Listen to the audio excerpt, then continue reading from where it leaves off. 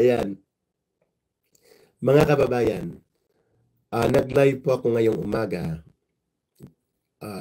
o ngayong hapon, ngayong tanghali. Hindi ko na alam yung time zone ko. Sorry. Ngayong araw na lang, generic na. Nag-live po tayo ngayong araw na ito. Sanbia, Sherdan, watching from California, and Rosman Tadlinging Emerald. Naglabas po ng statement, no? Sabi ni Jam, good morning from Edmonton, Alberta, Canada. Malamig dyan. Oo nga. Nagpahayag po ang spokesperson, tagapagsalita ng Chinese Ministry of Foreign Affairs. No? Yung parang kung sa Amerika, US State Department nila, kung sa Pilipinas, DFA, Department of Foreign Affairs. No? Mga kababayan, si spokesperson representing the Chinese government foreign ministry, spokesperson Guo Jiangskon, okay, warrior kid, wag na lang pong time zone, baka magka-problema pa kayo. Sige po. Sinabi po ng Chinese Ministry of Foreign Affairs, which is also representing ng pahayag ng Chinese government, na hindi po dumulog o humingi si Pangulong Duterte ng asylum o anumang tulong hinggil sa kanyang kalagayan na kinakaharap na problema dito sa ating bansa pertaining dito sa mga kasong isinampa sa kanya sa International Criminal Court.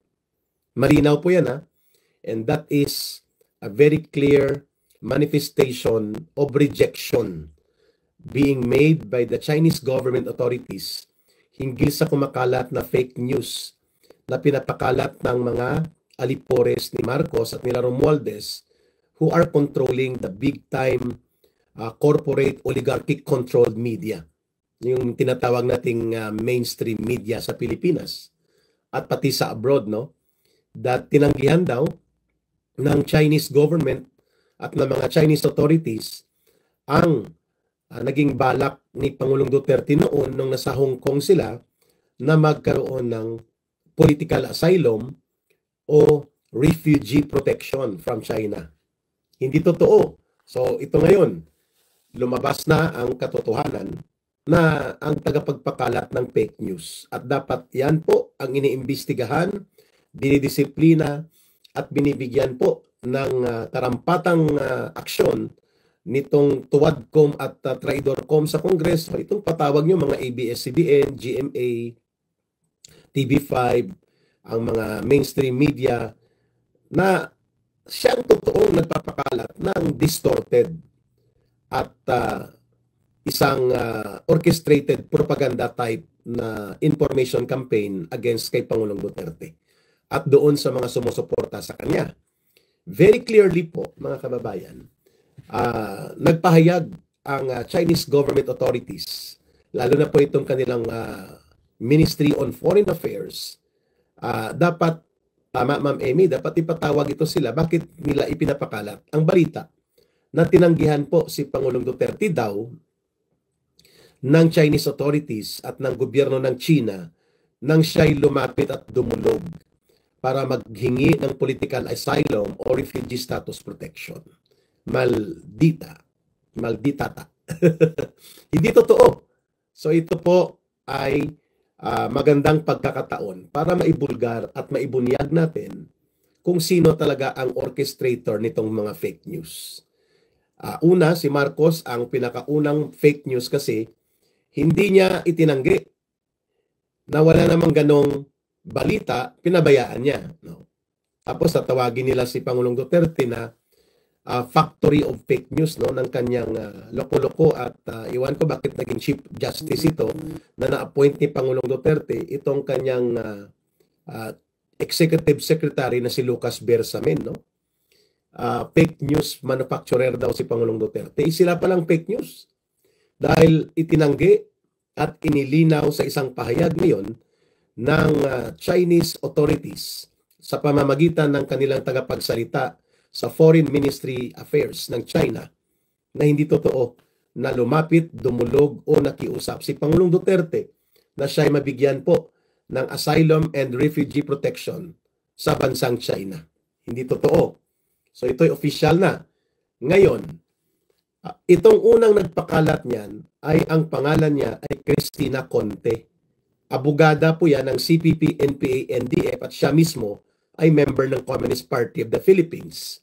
Ang kanyang maskara at ginagamit na makeup, NUPL. National Union of Patakas Lawyers. Yun. So ang NUPL or National Union of Patakas Lawyers, kasi tagapagpatakas ng mga NPA yan, itong si Cristina Conte is assistant counsel or assistant to the counsel of ICC in the Philippines. Ibig sabihin, abogada siya na dinesignate ng ICC sa dinami-dami ba naman ng mga matitino, matatalino at magagaling na abogado sa Pilipinas. Ito pa ang abogadong komunista ang kanilang kinuha, alam na, sapagkat galing yan sa recommendations ng International Department ng Communist Party Central Committee na nakabase sa Netherlands. Kaya siya kinuha. So kaharap namin palagi yan sa kaso. Kasama ko si Attorney Busantog, ang aming number 1 nominee sa Ipanaw Sambayanan. Kasama ko si Attorney Mark Tolentino, si Lorraine Badoy. Kaharap ko palagi yan. Si Cristina Conte almost every month, no? Sa kaso sa kay Carol Araulio, na nanay ni Atom Araulio, civil case. At ganoon din kay Teddy Casino, civil case din. Sa dalawang korte, ang isa sa Quezon City, ang isa sa Makati. So, yang si Cristina Conte po, na isang Communist Party member nung kabataan pa niya at bilang Communist Party member, automatic po nagsusuporta ka at ikaw ay bahagi ng buong operations ng tinatawag nating CPP, NPA, NDF. Only that you are operating particularly in the urban operations or white area activities. Ang armado po na pagkilos, tinatawag namin yan na red area operations. Ang urban activities po na mga kagaya ng mga party list, mga infiltration sa schools, universities, factories, churches, government offices, international work sa abroad, yan po ay white area operations. Ayun. So, si Cristina Conte ay white area operations cadre. Pag sinabing kadre, ikaw po ay mayroong katungkulan at magaling ka at pinamumunuan mo ang isang bahagi ng gawain ng CPP, NPA, NDF. Kaya kadre ang tawag sa iyo. Ako po ay naging kadre din for 21 years, almost. No? So itong si Cristina Conte po, sigaw palabas. Watching here in Dubai, hango ako sa prinsipyo mo. Shout out pala yung sigaw palabas. Sorry Sabi ko, akala ko lalabas ako at sisigaw. Oy Lulu, thank you sa pagpapakulay po ninyo. May static ka, Eric, ang ungay. May konting static. I think sa dito yan sa paligid ko. May naririnig na rin ako no? Pero sige lang po, pagtiyagaan ko. I hope na maitatawid natin ito. Grounded yata ang audio mo. Yeah, I think may grounded sa paligid ko. Hindi ko po alam kung saan siya nanggagaling. Kanina ko pa po ina-adjust ngayon po, I hope okay na napuputol tuloy ang momentum ni Ka Eric. Oo nga. Hindi ko po alam where is it coming from. Yeah, I heard it. Sa baba yata. Ilaw. I don't know. May ilaw naman ako kagabi. Ala, nawapuputol. Hold on What is this? Hindi ko na alam. Good evening ka, Eric. Tuloy lang. Next time na lang. Felix Rabanzo. Pero Felix, naririnig ba ako? Baka sa wire ng microphone. Wala pa akong gamit na microphone Direkta po ito sa cellphone. Baka mayroon bang nakikinig. Okay, baka may bugging device. Pwede. I hope na maitatawid po natin ang ating live, no? Okay pa ba? Maliwanag naman ang boses para matuloy. Loud and clear po. Hindi ko na alam bakit ganon. Mayroong nagsasabing loud and clear, mayroong namang hindi. Ituloy ko na lang. Yeah, yes, okay po. Sige. This is a very clear and categorical declaration and clarification na ginawa po ng hello Toto Eric, mga viewers. Clear. Tuloy na lang ka Eric. Sige. Okay, thank you. Si Cristina Conte, doon ako naputol, no? Ang unang nagpalabas nito, no? And tinatanggi niya. Meaning to say, propaganda ito ng CPP, NPA, NDF. At alam naman natin, ang financier, ang handler at protector ng CPP, NPA, NDF Urban Operatives right now ay si Martin Tambaluslos, pinsan ni Marcos at isa sa alipores niya na dapat putulan ng ugat sa gobyerno sa Pilipinas. So, klaro po,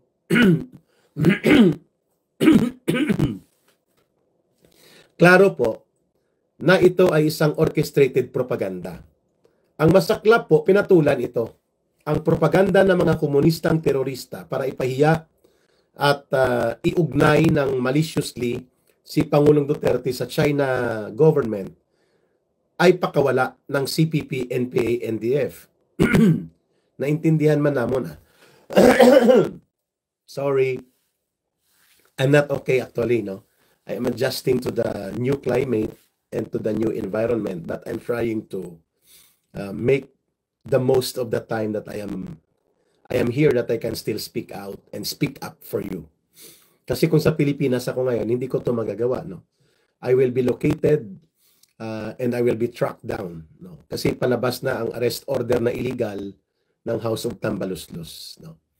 And I think April na yan. That's why si Ma'am Lorraine Badoy wala rin po yata sa Pilipinas ngayon. Tatlo kami ang pinangalanan eh. Si Sas Rogando Sasot, si Lorraine Badoy at ako, si Ka Eric. Kasi alam nila na hindi kami luluhod, hindi rin kami magpapabili, hindi rin kami titiklop. They tried to buy out me, no? That was December before Christmas, no? Nag-meet ako sa isang, side step lang, sa isang 2-star general. No, kilala nyo ito kung i-mention kong pangalan niya, si Cap ito din eh. And 2 beses akong kinausap.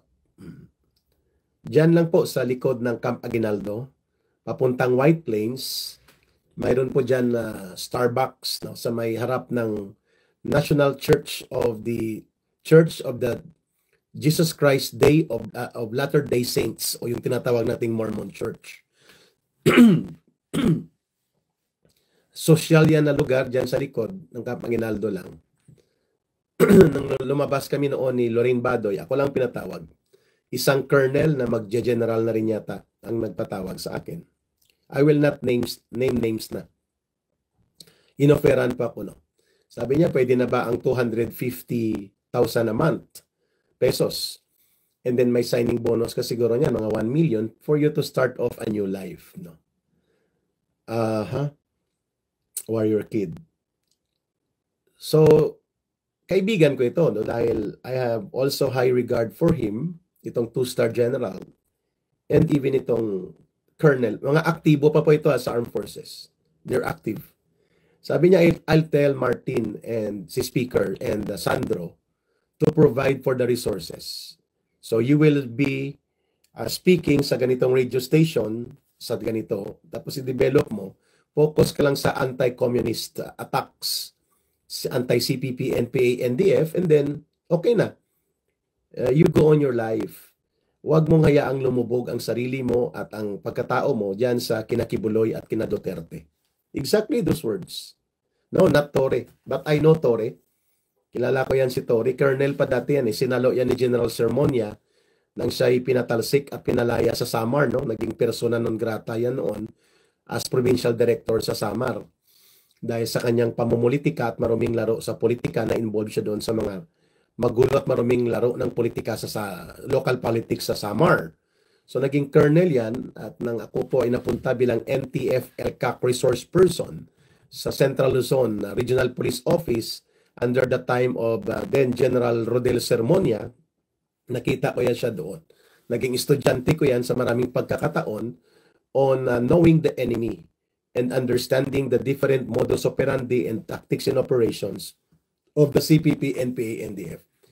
Even si Marbel po, kilala ko yan. 1-star general pa yan sa Region 8. Naging the regional director yan ng Eastern Visayas Police Office, Regional Office. No? Nakakasama ko yan sa mga high-level security forum. No? Si Tory Colonel yan noon. No? I know them personally. A lot of them.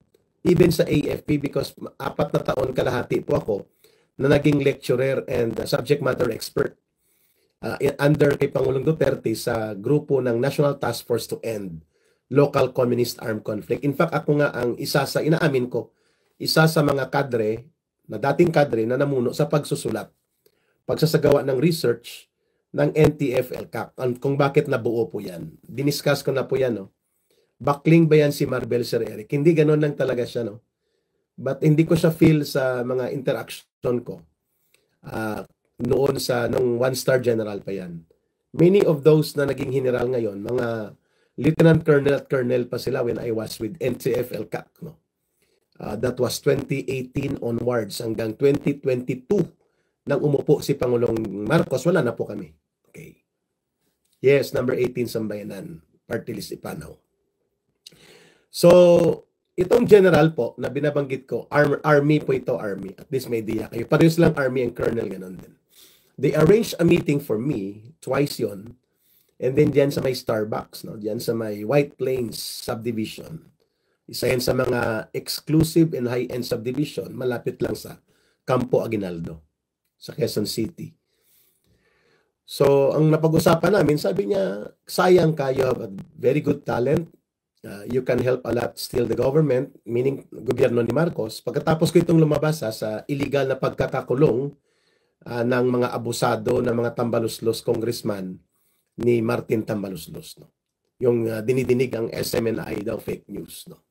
So during that time, na wala akong regular na income at very unstable din ang kalagayan namin sa SMNI dahil ginugurgur at tinitira na kami at pinaghahanap na si Pastor at si Pangulong Duterte at ang mga Duterte ay nagkakaroon na ng malaking bitak or political crack sa pagitan ng kanilang relasyon sa Marcos Romualdez political faction.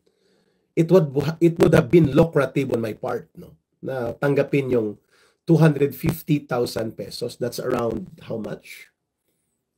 $4,000 to $4,000 US dollars a month or mahigit pa. And then with a bonus, no. Naka-attend pa ako sa seminar mo via Zoom dito sa Saudi, ka Eric. May certificate pa ako. I thank you. Tungkol sa communist infiltration operation sa abroad. Yung kanilang ISW gamit ang Migrante International Group, which is a front organization. Yeah, tama po. So hindi ko po tinanggap yon, to make the story short. Hindi ko po tinanggap yung 250,000 a month at yung signing bonus. At alam ko, manggagaling kina Marcos yun eh. So, kaya po 3 kami ang napokusan ngayon. Si Sas, si Lorraine, tsaka ako. Ipapa-aresto kami ng illegal, ididetine kami minimum 4 na buwan. At ako po, hindi ako ididiretso sa Congress. Ididiretso ako sa Quezon City Jail, ang nakuha kong impormasyon, at doon niya yariin ako, tutudasin ako. So if I will not surrender and make a very scandalous declaration na mag-a-apologize ako dahil fake news peddler ako, napo, hindi ko gagawin yon. Ano ako? Ipagkakanulo ko ang buong bayan? Hindi ko gagawin yon. So magtatago ako kung sa Pilipinas ako. Kung magtatago ako, hindi ko magagamit po ito. Ang magkakaroon ng live analysis, talakayan, and guide of discussion sa ating mga kababayan. Hindi rin ako makapagsalita tungkol sa advocacy natin kasi matatrack down ako. No? Baka si Cabo, hindi po. Kaibigan ko rin po yan, si Colonel Cabunok. I know him. I know Colonel Cabunok. Marami dyan mga estudyante ko po yan sa intelligence class. No. And by the way, aaminin ko sa inyo, ang bumuo po ng NTF-ELCAC bago pirmahan ni Pangulong Duterte yan, ay ang punot dulo daw ng kaguluhan ay isang commander-in-chief. Tama po, si Marcos. He should go now unless we want to see our country na malulugmok sa posibilidad ng civil war, social unrest, and explosion of economic and political crisis. Similar to what we are seeing in the countries such as Venezuela, sa Greece, no, sa mga bansang tinamaan ng ganitong kalubang mga krisis, no, even in African countries. Tama po, kasi kung nagpaiwan ako doon, hindi ko po magagawa ito. Ang bumuo po ng NTF-ELCAC, bago pirmahan ni Pangulong Duterte, ang nagbigay ng buhay sa NTF-ELCAC ay Executive Order number 70 or EO 70 na pinirmahan ni Pangulong Duterte noong December 4 ng 2018. Bago mabuo yan, May pa lang, kinuwento ko na yan, kami po ang gumawa niyan. Nagsulat, nag-research, kasama ko po dyan si Colonel Alin Capuyan, ngayon tumatakbo din siyang senador, naging direct national chairman ng NCIP, National Commission for Indigenous Peoples. So si Colonel Capuyan at si General Anyo bilang SILG, General Monteagudo bilang NICA Director General, yung kasama ni PRRD sa Hong Kong, nang siya po'y illegal na inaaresto at pinapadukot, si General Esperon bilang National Security Advisor at sila General Lorenzana bilang Defense Department Secretary. So kami po ang bumuo niya, nagsulat, ako po yung nag-represent sa 5 kadre na kasama ko. Ako po yung team leader sa kadre team. Nagsulat, nag-research para mabuo ang buong operational doctrine, mission programs, and conceptual and doctrinal concepts of NTF-ELCAC. Hindi po yan mapasusubalian o maitatanggi ng mga naiwan sa ELCAC. They know me and they know that. No? So balikan ko lang po itong pinundo ko na mas mainam na nandito ako kahit ako'y medyo nag-a-adjust pa sa ganitong kalagayan. Pero kailangan ko mag-survive para sa ating crusade. So balikan ko po yung pinupunto ko. 80% ngayon ng media sa Pilipinas kontrolado ni Martin Romualdez. Yung ABS-CBN po na mga radio stations noon, I think 18 yan, nakuha na po nila yan, yung MOR. At ginagamit na nila ngayon yan at gagamitin na nila yan sa buong propaganda operations, yung MOR ng ABS-CBN ng mga Lopez.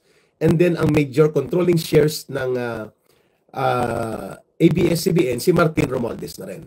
May share na rin yata sa TV5 kay Manny Pangilinan, sa Philippine Star, sa Diario and Inquirer, kapatid niyang si Philip Romualdez po, ang asawa ng Prieto, anak ng mga Prieto na nagkokontrol ng Inquirer.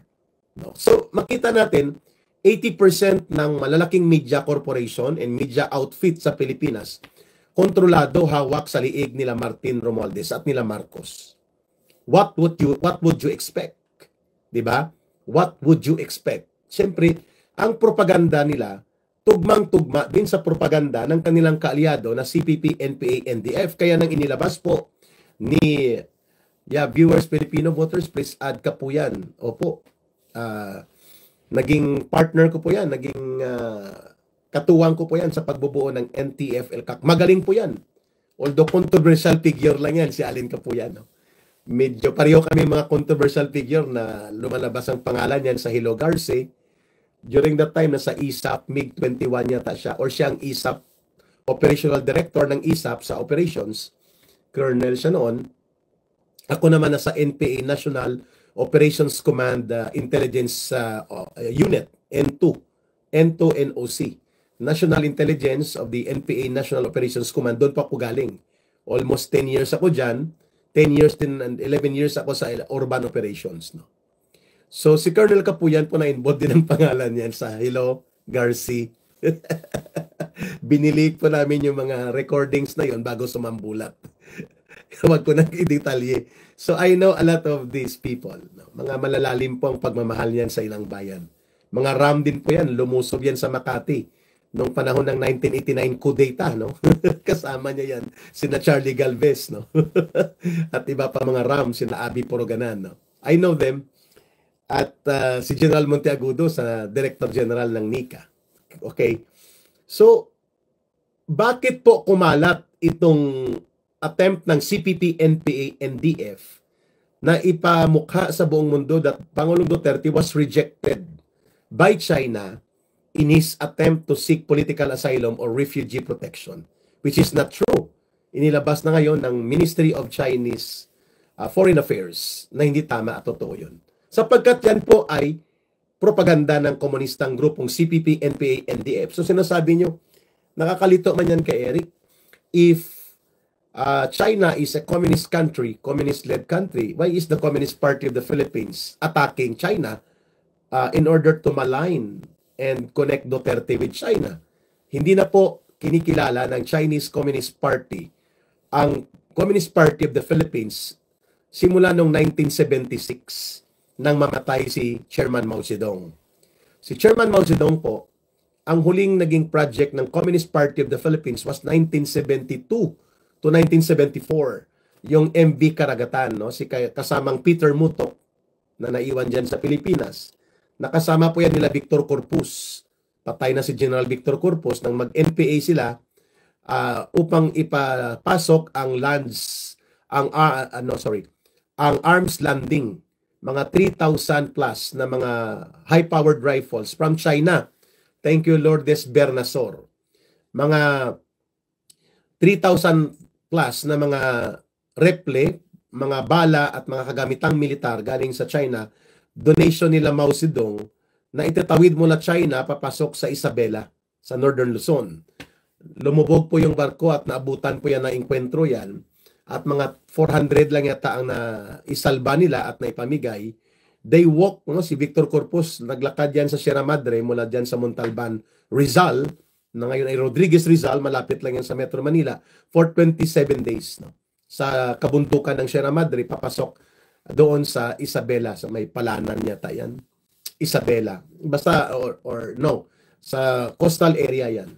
So, mula po ng 1976 na namatay na si Chairman Mao Zedong ng Communist Party of China at pumalit si Deng Xiaoping, ay hindi na po kinikilala mula noon hanggang ngayon ng Chinese Communist Party ang Communist Party of the Philippines. Klaro? They do not have any fraternal relationship with Chinese Communist Party. Okay, klaro? So, malinaw po na orchestrated, malinaw din po na calibrated ang mga impormasyon na lumalabas sa corporate media, sa oligarchic controlled media, na ngayon po 80% ay kontrolado na ng grupo ni Marcos at ni Martin Romualdez. Ang information environment sa Pilipinas. That is why nga hindi basta-basta lumalabas ang ganito mga balita. Sana pala si Ka Peter, naiwan po siya sa Pilipinas hindi po siya lumabas dahil hindi naman siya masyadong nagsasalita na, hindi siya pinag-iinitan masyado. Ako lang po. But we are still friends, no? Ni Ka Peter Mutok. Mga survivor yan ng panahon pa ni Joe Masison ng mga Communist Party siya. Pangalawa,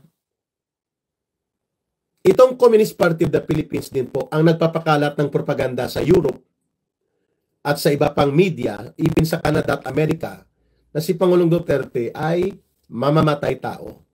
He is presiding a government, or he was presiding a government that was implementing crimes against humanity. Wow! Binili po yan ng mga Western media na kinukuha din nila ang impormasyon dito sa Communist Party na mga propaganda na kinikerry o binibitbit at pinapalaganap ng corporate media sa Pilipinas. Now you can see, no, na ganito kalala ang paggamit ng information control and operations para hulmahin ang public opinion na masama si Pangulong Duterte, mali ang kanyang gobyerno. At malinaw na siya po ay isang mamamatay tao. That kind of information operations ay hindi po hiwalayan ang CIA intervention na ginawa po through Rappler. Ang nagpupondo sa Rappler po ni Maria Ressa, yung online news nila, ay CIA organization na ginagamit para mag-intervene, manipula sa information environment at mga policy and decision making sa mga bansa na pumapasok ang CIA operation like sa Pilipinas. Ang grupong po yan na tinatawag na NED, NED, National Endowment for Democracy. Yung NED or NED po ay siyang nagbibigay ng fund line support sa mga grupong Rappler, pati po sa mga iba't ibang grupo na nagsasabi sila na they are promoting a liberal ideology and liberal governance principles. No, like mga Loida Nicolas, yan, sa US. So yan naman po ang CIA line. Subalit itong CIA line po, kumukonect din sila sa mga international network ng Communist Party of the Philippines sa Canada at sa Amerika and even sa Europe. So makikita po ninyong grand conspiracy. Yeah, yung USA din po. Yung USAID or USA International Aid Group na ngayon ay binobulgar sa Amerika na ginamit din po sa pangingialam, matagal na nilang ginagawa yan, ay linyada din po na nilalangoyan niya ng CIA operations. Ganon din po ang iba pang mga programs ng grupong yan. So, timing na timing itong inilabas na pahayag ng Chinese Ministry on Foreign Affairs na inililinaw nila na in fairness kay Pangulong Duterte, hindi po siya pumunta. Humingi, dumulog at lumapit ng tulong sa China. No? Sapagkat yun po ay isang pribadong activity na ginawa nila sa Hong Kong. No? Kaya kailangan po mailinaw natin ito that Pangulong Rodrigo Duterte was never a traitor to the country. Siya pong pinagtaksilan. Hindi siya ang nagtaksil sa inang bayan. Not a single islet, or any part of the territory of the Philippines was lost to Chinese incursions or sinasabi nilang Chinese bullying and encroachment in the well-publicized dispute of exclusive economic zone claims in the vast area known as South China Sea. Officially, under the United Nations definition and documents, there is no such thing as West Philippine Sea. But hindi ko po yan pinipigilan na gamitin natin ang West Philippine Sea in order to have a national reference assertion sa sinasabi nating exclusive economic zone lines natin. Tama po yan, no? Oy, by the way, ang pinag-aagawa na lugar dyan sa China, sa katubigan is around 3 or 4 million acres of body of water. Napakalawak po yun na hindi pwedeng angkinin ng China, hindi rin natin pwedeng, at hindi naman inaangkin ng China lahat. Sinasabi niya lang na idean ay main body of water na historically mayroon kaming claim, no? Hindi naman nila pinapalubog ang mga barko na dumadaan dyan. Di ba? Pero ang kanilang binabantayan dyan ang trade war na posibleng sumiklab at posibleng mag-escalate sa military conflict sa China, sa Amerika. Thank you, Marnie Reid, sa pagpapakulay. So, klarong-klaro na ngayon na hindi po taksil si Pangulong Duterte, na hindi siya nagbalak o nagplano na magtago sa China o magpakanlong sa China. Thank you sa paglilinaw na inilabas ng Chinese Ministry of Foreign Affairs. Okay.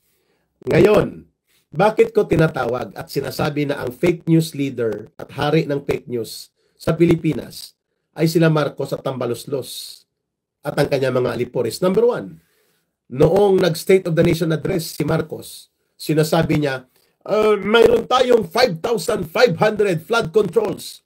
Natapos na at karamihan matatapos na, ang iba pang natitira. At kaya natin ito inaayos para wag tayong mamroblema sa paulit-ulit na pagbaha. Wow! 3 days after ng kanyang State of the Nation address, boom!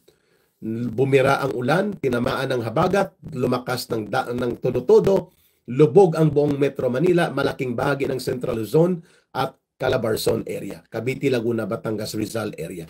Ayun, boom! 10 million Filipinos ang naapektuhan ng pagbaha. Nasaan na ang 5,500 flood control? Peke! So, sinong hari ng fake news? Siya! No? Hindi man na nag-sorry, sabi niya kasi inanod ng baha ang ating malaking flood control dyan malapit sa Marikina. Kasi hari ng fake news. At ibinulgar ng kanyang kapatid sa Senado na ang worth ng flood control project from 2023 to 2024, GAA, General Appropriations Act, 2 taon, ay mga 1.3 trillion pesos na inanod lang ng baha papunta sa bulsa ng mga kawatan at buayang politiko na sumasamba kay Romualdez at kay Marcos. Wow! So sino ngayon po ang fake news hari? Si Marcos. Pangalawang fake news niya na malaking-malaki. Sabi niya, magkakaroon tayo ng matagumpay na pagpapalakas ng ating sovereign wealth dahil magkakaroon tayo ng Maharlika Investment Fund. Yun pala, Maharlika Diskarte Fund. At ngayon na hindi makikita ang 500 billion pesos na pinundo ng gobyerno sa Maharlika Diskarte Fund, na ang 125 billion dyan nanggaling sa combined na pondo na kinuha sa Land Bank of the Philippines na dapat pondo yan para sa pagpapaunlad ng agrikultura at kabuhayan ng mga magsasaka, no? 2 days lang, Sir Eric, dahil July 22 yata ang SONA. Tinira siya ni Karina July 24. Tama po. 2 days lang tumira si Karina, walop ang 1.3 trillion pesos. And in Metro Manila alone, for 2 years, 2023 and 2024, ay 723 billion pesos po ang flood control allocated budget. Sana, yan dapat ang niimbestigahan. So, sinong fake news na hari at manufacturer? Si Marcos. Okay. Pangalawang fake news yung Marlica Discarte Fund. Binudol-budol niya ang taong bayan, binudol-budol niya ang Kongreso at Senado. Pinirmahan ang Marlica Discarte Fund, sovereign wealth daw, investment fund para lumago ang kapital at pondo at lumakas ang ating investment flow. Magto 2 years na hindi na makikita at may paliwanag sana punta ang 500 billion pesos. 50 billion nang galing sa Land Bank, 75 billion nang galing sa Development Bank of the Philippines. At ngayon ay tinatanong sana ang almost 500 billion pesos yan na pondo na nanggaling ang iba sa pondo na Central Bank at Reserve Fund ng ating National Treasury. Ayun! So sino ang fake news? King, si Marcos. Dahil binudol niya tayo sa Maharlika Discarte Fund at ito ay wala nang pinag-uusapan at hindi na ibubunyag ang kalagayan nitong 500 billion pesos Maharlika Discarte Fund ng kanyang pinsan at ni Marcos. Mantakin mo ha, lugmok ang agrikultura, lugmok din po ang taong bayan, ang ekonomiya natin gumagapang, subalit wala pong pinatunguhan ang mga pundong bilyon-bilyon na malinaw na yung sound mo ulit, liit na lang. O nga, may umaandar kasi sa gilid ko. Yan, siguro yung heater ng lugar na tinitirhan ko muna. O, mukhang yun po ang source ng grounding sound. No? Nalusaw na ang Marlica Fund. Yeah. Number 3, ito pa. Sabi niya, may karapatan tayo na ang mga reserbang pondo ng gobyerno natin ay gagamitin natin sa mas makabuluhan pang mga pagkakagamitan, kaya dadakmain at sasakmalin natin ang tinatawag na PhilHealth Reserve Fund na ngayon ay nabubulgar sa Supreme Court na illegal at technically and by all indicators of law, technical malversation. Pagnanakaw pa rin po yun. Inililipat mong pondo para gamitin sa hindi intended appropriations. At illegal po yan dahil yan ay bawal sa batas. Technical malversation. Yan po ang nangyari kay Marcos. Nagkaroon siya ng technical malversation at mukhang doon na yun patungo na ideklarang unconstitutional ng Supreme Court. So, sinong fake news? Di ba sila? Sinasabi niya na kailangan daw ng pondo. Sabi ng Supreme Court, bakit niyo pupunduhan ang mga proyekto at programang may pondo na? May appropriations na. Kasi yung mga pondo na yon, like for example, yung mahigit 127 billion pesos na infrastructure projects na nakaparking noong 2024 sa DPWH, si Martin Romualdez at si lang ang pwede magpa-release. No? So ngayon, maraming mga infra projects, mga tulay, mga highway, o mga iba pang proyekto na kailangang punduhan, subalit wala ng pundo. Dahil ginamit na sa ayuda at mga parking fund o pork barrel nila Martin Romualdez. At dahil sunod-sunuran at puppet lang ni Martin Romualdez at ng kanyang asawa si Marcos, subalit siya din ang nagpapatupad dahil siya ang may otoridad at kapangyarihan bilang Pangulo, sumunod siya, pinakuha ang PhilHealth Fund. Mabuti na lang nag-Supreme Court TRO, ang 23 or 29 billion plus ay hindi nakulimbat. Ang nakulimbat lang ay ang 60 billion pesos. So sino po bibili ng lupa upang taniman ng mga palay? Hindi ko po alam yun. Titingnan ko pa. So klaro po na ang fake news ay si Marcos. Siya ang hari, silang nagpapakalat ng kanyang pinsan. Ito pa, sabi nila fake news yan ng SMNI, sila ka Eric. Dahil hindi totoo na gumastos ng 100 billion si Martin Romualdez para lamang sa o ng 100 million para sa travel fund. Sabi nila, pero nang magkaroon ng hearing yun pala, ang kanilang budget para sa travel is 2.3 billion pesos. Hindi lang 100 million. Ayun. So, paano naging fake news si Ka-Eric at ang SMNI? Kulang pa nga ang aming sinasabi na mahigit 100 million pesos ang travel fund na nagastos nila Martin Romualdez. Hinabol po nila at pinaubos ang 2.3 billion pesos bago matapos ang December 2023. Ngayon, malinaw na hindi fake news kami. Sila ang fake news sapagkat sila ang nagtataksil at nagtatago ng impormasyon at panloloko ang ginagawa sa taong bayan nila Marcos. Ito pa, sabi ni Marcos, mga kababayan, magkakaroon po tayo ng magandang agrikultura kapag ako na ang tutulong dyan mismo tututok sa agriculture dahil pagkain at agrikultura ang ating tututukan. Ayun, fake news. Nang umalis siya, 700 million pesos ang unliquidated cash advances niya. At ngayon, may natitira pang mga 100 million na hindi pa na-liquidate, no? Sa Department of Agriculture. Di ba kalukuhan? Sinong fake news? Si Marcos, ito pa ang pinakagrabing fake news. Nang ibinulgar ni Pangulong Duterte, dito sila nasaktan. Sa pag-bulgar ni Pangulong Duterte, kasama si Congressman Isidro Ungab ng Davao, na may mga blanco na mga items na pinirmahan ni Marcos o pinalusot ni Marcos at ginawang GAA 2025. Itong sindikato budget nila at lumabas ang mga dokumento, mga kababayan, that there was indeed a blank or some blank areas in the GAA na pinirmahan ng mayoriya ng mga miyembro ng BICAM. BICAM is bicameral conference na representation ng Senado at ng Kongreso para i-reconcile ang budget document at bill and then ita-transmit as enrolled bill. Ngayon, binulgar ni Congressman Ungab and later on, lumabas. Sabi ni Pangulong Duterte, you cannot pass a budget that seems to be like a blank check and then pipirmahan mo and then bahala na maglagay dyan ang mga tao. Illegal yan, criminal yan. At dito siya nasaktan. Lumabas kaagad si Lucas Bersamin. Fake news yan. Sabi ni Marcos, hindi totoo, intrigero yang si Duterte. O sino ngayon ang nagsasabi ng totoo?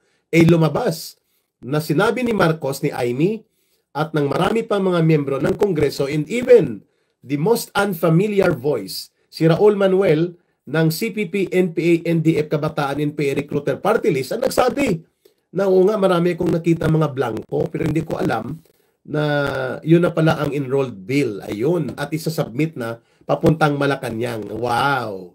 So, mayroon palang 13 pages covering 28 items amounting to at least 241 billion pesos na blanco ang mga nailagay o binago ang amount. At ito ay dokumentado. So, fake news si Pangulong Duterte o si Marcos ang fake news? Ayun. Sa budget pa lang, booking niya, nasunog na sunog. Nung siya ay Department Secretary sa Agriculture, concurrent, si Marcos, may unliquidated na almost 800 million unliquidated cash advances. At ngayon, mayroon pa yatang 83 or 100 million unliquidated na naiwan pa. At ang agrikultura, lugmok na lugmok. We are, tinagurian tayong the Center of Agricultural Science and Research at napakalawak ng lupaing taniman nating pang-agrikultura kahit na kino-convert ng karamihan into subdivision. Mga kababayan, net importer tayo ng bigas. Bumibili tayo ng bigas na pinoproduce ng Vietnam, India at China. Mga kababayan, thank you sa pagpapakulay. Great messenger of Norway. I appreciate so much. Thank you so much. So malinaw sinong fake news sa flood control, sa Maharlika Diskarte Fund, sa budget na diniskarte at sinindikato at inistapa nila na ngayon pending sa Supreme Court. At number 4, mga kababayan, dito po sa mga sinasabi nilang uunlad ng agrikultura dahil si Marcos na ang nakatutok dyan. Anong umunlad? Lumugmok. Umunlad ang mga sindikato sa smuggling. Yun ang totoo. At lumalabas, kapatid ni Lisa Araneta, ang isa sa mga involved. Ayun. Kilala nyo na yan, pati sa customs, no? Klarong-klaro, sino ang fake news? Ito pa, ang isang malaking fake news. Sabi niya, wala tayong magagawa dahil mayroon tayong obligasyon sa Interpol. Hindi nga namin alam na siya ay aarestuhin na, subalit dahil may Interpol notice, we are obliged to cooperate. Kasi kung tayo naman na may problema, sa Interpol tayo magkoconnect. So problema tayo, habulin ang mga kriminal na tumataka sa Pilipinas. Wow, klaro. Fake news. Sapagkat lumalabas na last year pa, nag-coordinate na ang ICC, ang Communist Party, NPA, NDF, local groups at international unit, sila Trillanes kay Marcos at kay Romualdez. At pinapasok nila ang ICC investigators at gumamit na ng mga illegal na hakbang na wala tayong treaty obligation, patago at pinapasok nila ang ICC dito sa Pilipinas. Last week of October hanggang kalagitnaan ng November. So anong sinasabi niya na wala silang kinalaman? Nandito ang mga investigador. At yan ay naibulgar, may mga pangalan.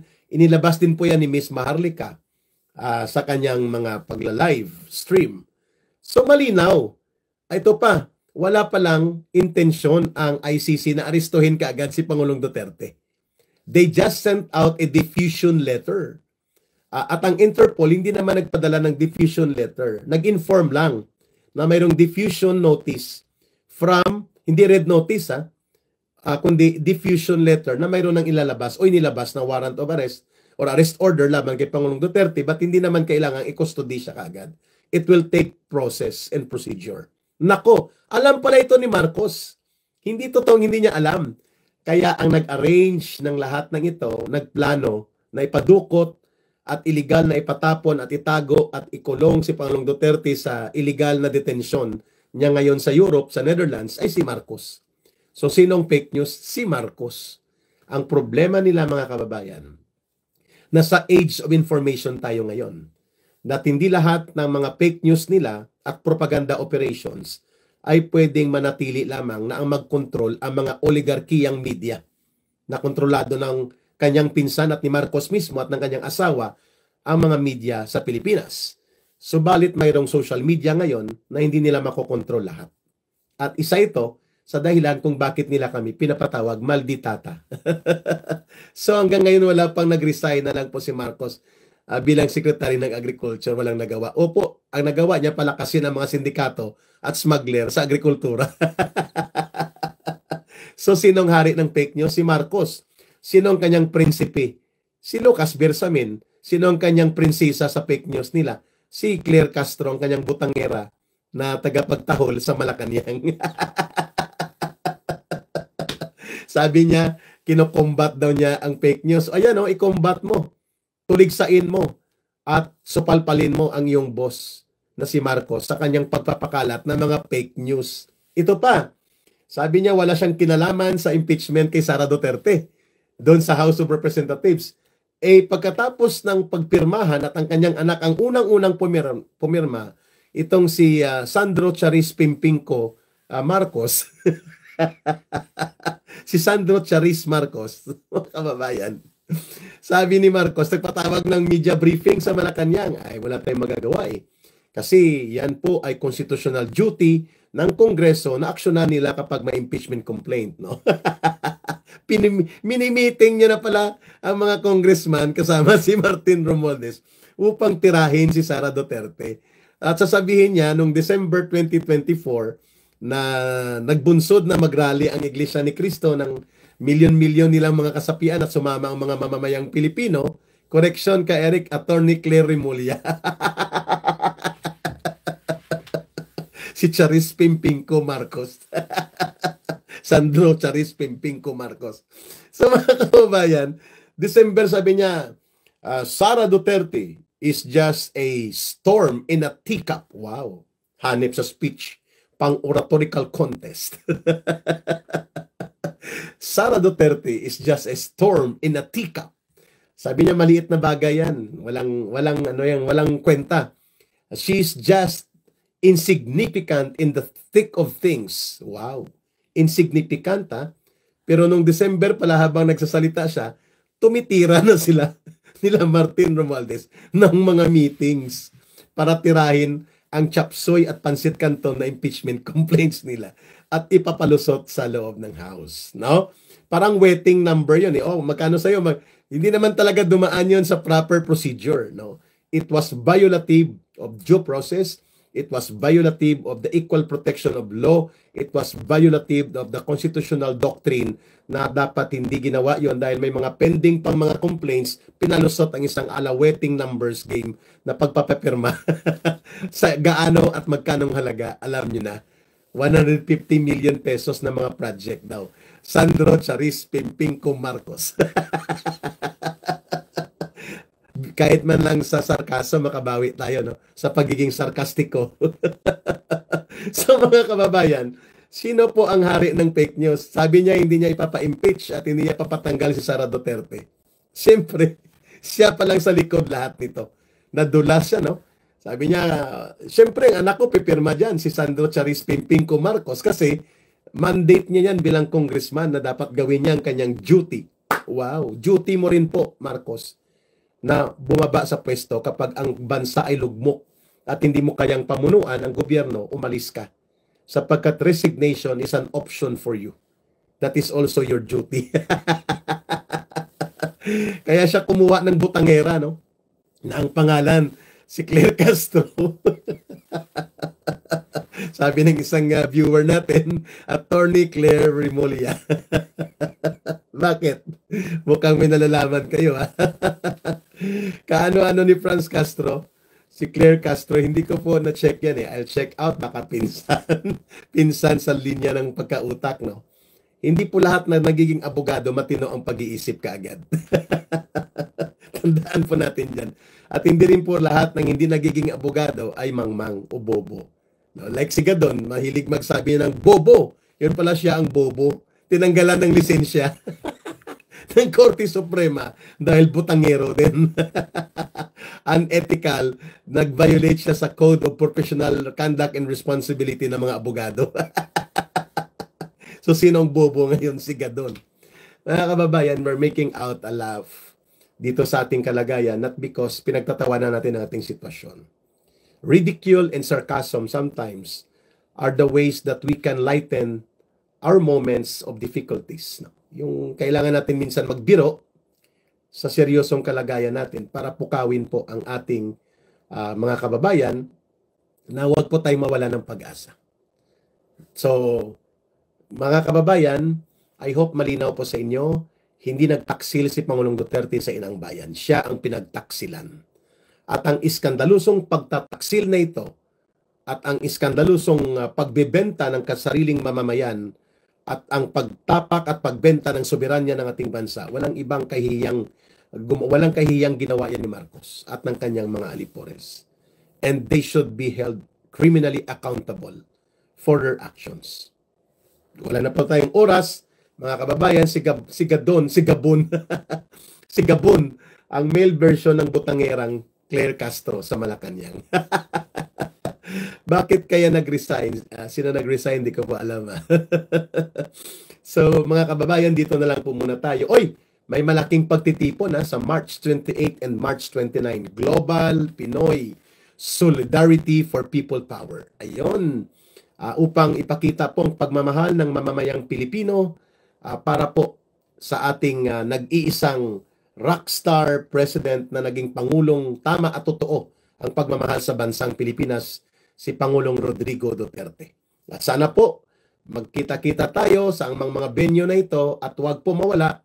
Bantayan po natin ang chapsuy at pansit canton impeachment trial against kay Vice President Sara Duterte na gagawin nila Marcos at na mga alipores niya para matanggal at lubusang maparalisa ang Duterte Political Group na hindi natin pababayaan na mangyari yan. Bakit po tayo nagsasagawa ng ganitong talakayan? Because we want to maintain ang tinatawag nating advocacy for real good governance at para may pagtanggol ang kapayapaan, demokrasya at katatagan at pag-unlad ng ating bayan. Kapag inayos natin ang pamunuan at pamahalaan sa mapayapang pamamaraan, pero malakas at matapang na paninindigan at sama-samang pagkilos ng mga kababayan natin. Maraming salamat sa inyong pagpapakulay, pagsuporta, pag-message at mga shout-out and solidarity messages. I will read them and I will give you solidarity in Thanksgiving prayer. Bantayan niyo po after 10 hours or 12 hours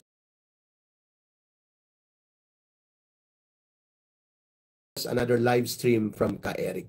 Yun po muna ang ating gagawin dito sa lugar kung saan man po ako. Si Cas TV from Netherlands, sabi niya.